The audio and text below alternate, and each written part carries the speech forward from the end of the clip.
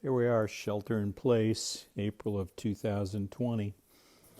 And as a YouTube addict, I'm cruising some of my favorites, including Nick Murray. And Nick recently mentioned Auto Amateur, which I'd never seen before, so I jumped over there and thoroughly enjoyed that channel. Bring back more Ruthie.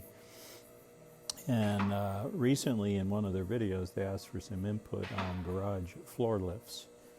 And I wanted to show you this lift that we did. This has been 7 years ago now. But we had the occasion to build an apartment attached to our home. And because of the terrain, I could put a 3-car garage underneath the apartment. So with the new construction, we were able to actually put the BendPak SP-7X in the ground, or in the floor, excuse me, so that it's really easy to park over the top of it.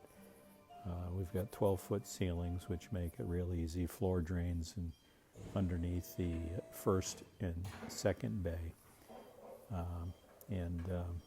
It's been a pleasure. It gives me the opportunity to tinker in the workshop and get underneath the cars and so forth. And I've had the occasion during this shelter in place to actually do a ceramic coating on both that Volvo V60 and the Porsche that you saw in the opening shot. That Porsche is a 2005 Turbo S Cabriolet, and we've had it for a couple years now, and it's been truly a tremendous pleasure. So hope you enjoy, and leave me some comments if you want me to help you with any questions regarding putting that lift in your garage. Thanks.